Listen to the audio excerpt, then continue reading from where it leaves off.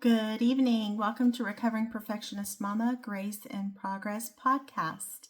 I'm Buffy. For those of you that this is your first time joining us, welcome. Happy to have you. Just to give you a little bit of information about me and why I have a podcast. I am a women's lifestyle creator on TikTok, YouTube, and Instagram, covering topics about marriage, family, children, mental health, as well as self-empowerment, self-improvement, mindset, all sorts of topics dealing with women's health and such. And my goal is to arm you with information to help you live a better life.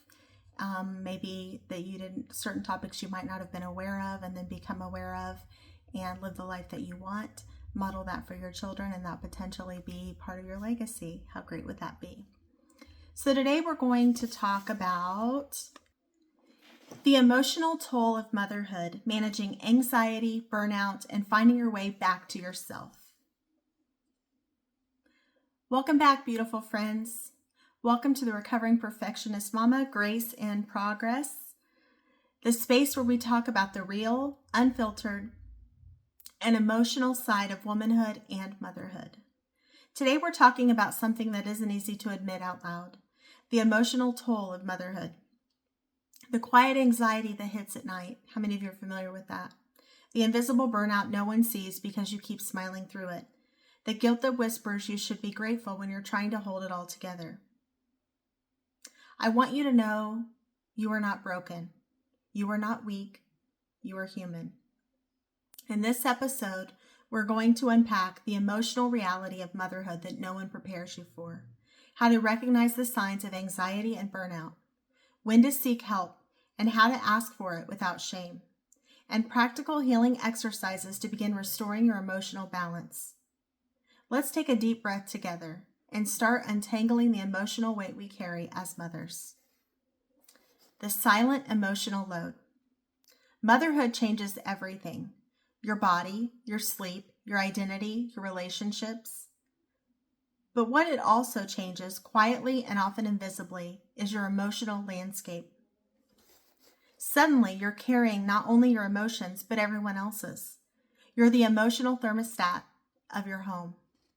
Your child's sense of fear. You sense your child's fear, your partner's stress, your own exhaustion, and somehow you still feel like you're not doing enough, like there's more that you should be doing.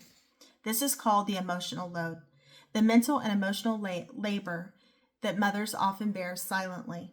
It's remembering the doctor's appointment, the class snack schedule, the permission slips, while holding space for your child's meltdowns and your partner's bad day. It's emotional multitasking, and it's exhausting. If you've ever felt emotionally heavy but couldn't explain why, that's the weight of invisible labor. Next, let's talk about recognizing the signs of burnout. Burnout doesn't happen overnight. It creeps in slowly, in the small ways we ignore ourselves. Listen to these signs and see if they sound familiar. You wake up tired no matter how much sleep you get. You feel detached, numb, or irritable for no reason. Small things, a spilled drink, a sibling argument, feel unbearable. You feel like you've lost you somewhere in the routine of mom. Burnout is your body's alarm system. It's not weakness, it's data. It's saying something needs to change.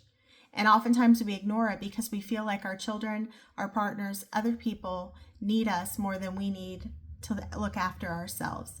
And I feel like that happens a lot with women because women themselves are natural caregivers for the most part. Not all of us, obviously, but for the most part, women are natural caregivers and they tend to put others' needs before their own. That probably started at a very young age, given that most women, want to help and have that natural inclination to help and want to mother and nurture others. Your body is not your enemy, it's your messenger. So don't shoot the messenger, right? Don't shoot the signs that are telling you that something is wrong. Listen to them. They're there for a reason. If you don't, it's only going to get worse. You can't just ignore yourself out of burnout. You cannot just ignore the symptoms and hope they go away because that's not how it works. Next, let's talk about maternal anxiety and mental health. Let's talk about something so many mothers face, maternal anxiety. It's not just worrying too much. It's an overstimulated nervous system constantly scanning for danger because your brain's survival instinct is heightened after motherhood. Common signs include racing thoughts about your child's safety, feeling panicky when routines change, over-planning and over-controlling because unpredictability feels unsafe. Physical symptoms like chest tightness, nausea, or dizziness. And here's the truth. This isn't a flaw. It's biology and overwhelm combining in a system that never rests. But here's the empowering part. Once you understand what's happening, you can start calming that system down. Let's talk about regulating your nervous system. Let's talk about tools, because awareness is powerful, but regulation is healing. Here are several practices that help reset your nervous system and emotional balance. The 4-7-8 breathing technique. Breathe in for 4 counts, hold for 7, exhale for 8. Repeat 3 to 4 times. This lowers cortisol and tells your brain, I am safe. Number 2, the name it, tame it method. When you feel anxious or angry, name the emotion out loud. I'm feeling overwhelmed. Labeling an emotion activates the rational part of your brain and calms the emotional center. Number 3, the 3x3 grounding technique. Look around and name 3 things you can see, 3 things you can touch, 3 deep breaths you can take. It brings you back to the present moment, out of spiraling thoughts. 4, releasing guilt. Write down 1 thing you feel guilty about, and next to it write, what would I say to a friend who felt this way? Then say it to yourself. We can't heal when guilt is running the show. 5, rebuilding support. Isolation feeds anxiety. Connection heals it. Reach out even to 1 friend, therapist, or support group. Motherhood was never meant to be done alone. 5, when to seek professional help, and this is really important.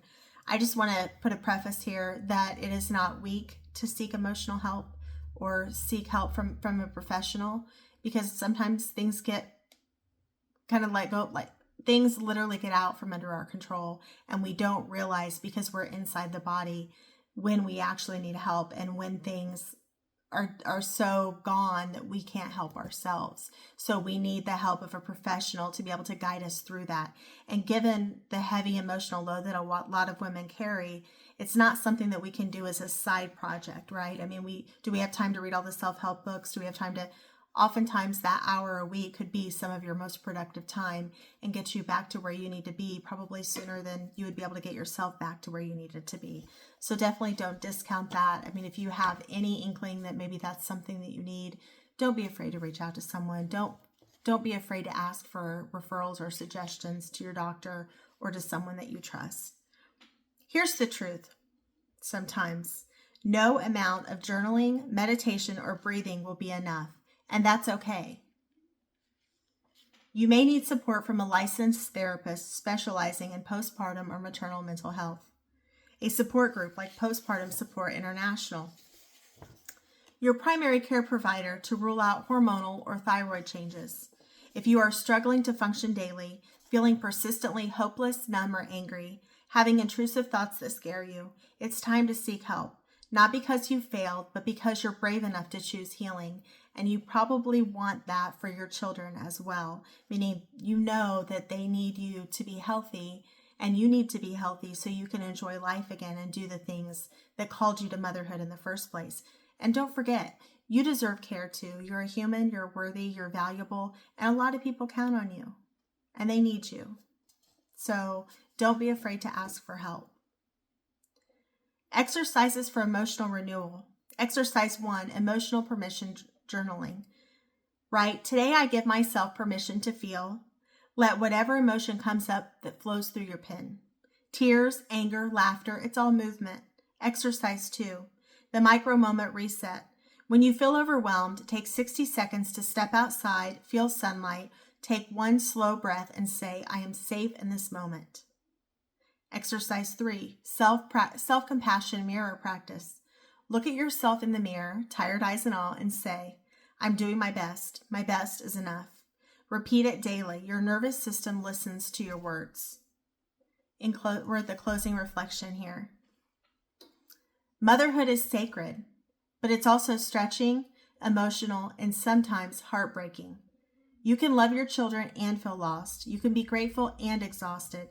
You can be strong and need help. That duality doesn't make you broken, it makes you human. So today, I want you to remember your emotional health is not a luxury, it's a foundation. When you care for your inner world, everything else becomes lighter, softer, and more sustainable. If this episode spoke to you, please share it with a mom who needs to hear it, that she's not alone. Follow, rate, and review recovering_perfectionist_mama, Grace in Progress, so more women can find their way back to themselves. One honest conversation, honest, compassionate conversation at a time. Until next time, take a breath, let yourself be seen, and remember, you are never alone in this. I hope you have a good rest of your day, and I hope that this helped you in some way. If it did, feel free to share it with another mama who might need it. Feel free to reach out if need be. And remember, you are strong and you got this, right? Seek help if it's necessary. Have a great day. Bye-bye.